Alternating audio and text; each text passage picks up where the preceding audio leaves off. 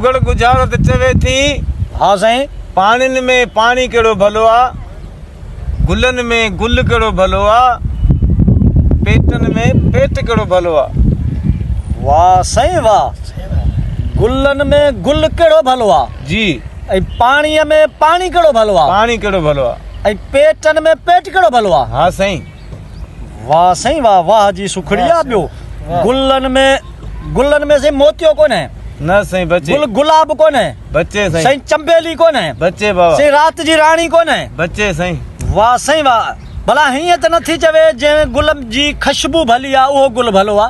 बच्चे साईं। ख़ुशबू अञा बचे। बच्चे। वाह सुघड़ वाह। गुलन में गुल केड़ो भलो आ, गुल जी हार कोन भलो आ। मता यो गुल रबड़ जो बिगड़ो गुल हुंदो, मता यो खूबसूरत भी हुंदो आ। इन ही ॻाल्हि त कोन पिया कयो। बच्चे साईं। वञ भणा वराए पढ़ साईं, वराए ॾे। सुगड़ चे तो पानी में पानी केड़ो भलो आ, गुलन में गुल केड़ो भलो आ, पेटन में पेट केड़ो भलो आ। पेटन में पेट केड़ो भलो आ। पेट साईं छा थी चवे? पेट साईं दरिया जो पेट भलो आ। बच्चे साईं। मता पंहिंजो माल जो पेट भलो आ। बच्चे साईं। जा पेट उहो भलो आ जंहिंमें माण्हू 12 महीना मिसाल हिकिड़ो जनम वठंदो आ। मां जो पेट हिकिड़ो इहो थी थो सघे। सिंध धरती जो पेट नथी चवे।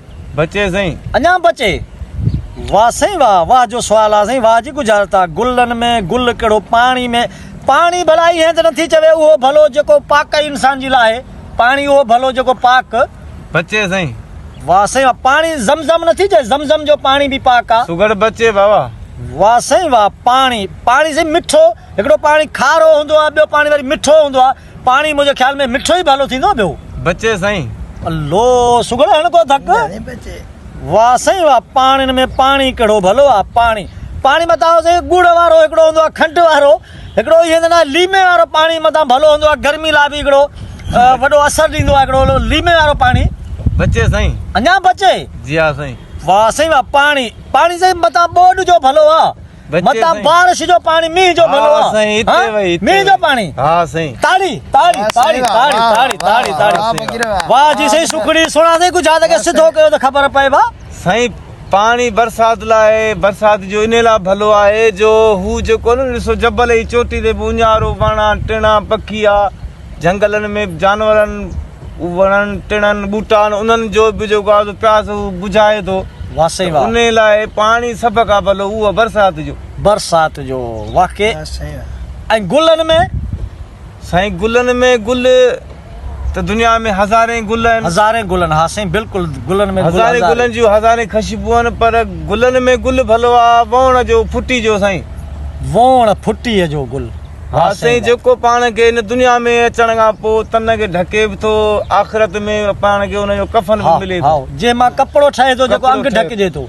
वाह साईं वाह। पेट केड़ो भलो आहे साईं? पेट भलो आहे ज़मीन जो, धरती जो।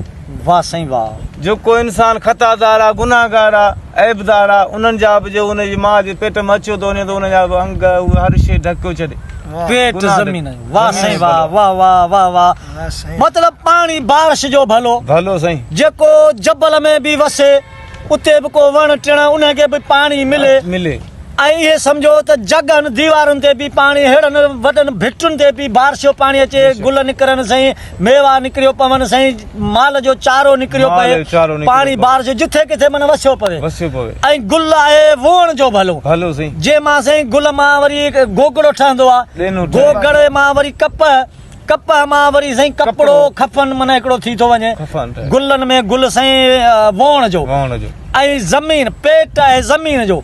जेको मवाली आहे, को शराबी आहे, बिलाल कहिड़ो बि इंसान आहे, पर ज़मीन उनखे जॻह ॾे थी। जॻह ईअं नथी चए त ही को अहिड़ो माण्हू आहे या को ही नेक निमाज़ी आहे या गुनाहगार आहे, कढो ॿेली हिनखे मुंहिंजी हद मां। वाह साईं। पेट ज़मीन जो भलो। तमामु प्यारी सुकड़ी। जिन प्यारा दोस्तो ही गुजारत ॾिनी असांजो सिंध जो सुठो सुघड़ आहे ऐं अॼु असांजी हिन सां मुलाक़ात थी आहे।